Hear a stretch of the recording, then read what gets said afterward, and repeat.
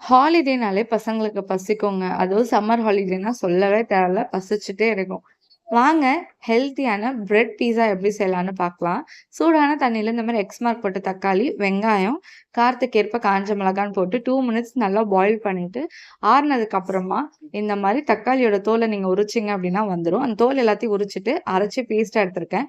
கடாயில 2 ஸ்பூன் எண்ணெய் ஊத்திட்டு, அந்த பேஸ்ட் அதில போட்டு, தேவையான அளவு உப்பு போட்டு, நல்லா இந்த மாரி சுண்டுற அளவு விட்டு எடுத்து வச்சுக்கிட்டேன். இப்போ ஒரு பேன்ல பட்டர் அப்ளை பண்ணிட்டு, பன்னீர் எல்லாத்தையும் நான் இந்த மாரி போட்டு ஃப்ரை பண்ணி எடுத்துக்கிட்டேன் எல்லா சைடும். இது இருக்கட்டும். அதே பேன்லயே கொஞ்சமா நெய் அப்ளை பண்ணியிருக்கேன். இதுக்கு பதில் நீங்க பட்டரும் போட்டுக்கலாம். பிரெட்ட வந்து ஒரு சைடு மட்டும் ஃப்ரை பண்ணிட்டு, அடுத்த சைடுல திருப்பிட்டு, இந்த மாரி சாஸ வந்து நான் அப்ளை பண்ணிட்டேன். இதுக்கு மேல ஒரு லேயர் சீஸ வந்து கிரேட் பண்ணி போட்டுக்கிறேன். இதுக்கு மேல நான் குட்டி குட்டியா கட் பண்ணி வச்சிருக்க வெங்காயம், தக்காளி, கொடமிளகாய் எல்லாத்தையும் அழகா வந்து அரேஞ்ச் பண்ணி எடுத்துக்கிட்டேன். இதுக்கு மேல நான் ஃப்ரை பண்ணி எடுத்திருக்க பன்னீரையும் நான் போட்டுருக்கேன். உங்களுக்கு வேற ஏதாச்சும் வெஜிடபிள்ஸ் வேணுனாலும் நீங்க ஆட் பண்ணிக்கலாம் இதுக்கு பதிலா. இத போட்டுட்டு நீங்க உங்களுக்கு பீஸா சீசனிங் வேணுனா நீங்க ஆட் பண்ணிக்கலாம். பட் நான் எதுவும் போடல. இதுக்கு மேல ஒரு லேயர் சீஸ் போட்டுட்டு மூடி போட்டு மூடி வச்சுட்டேன்.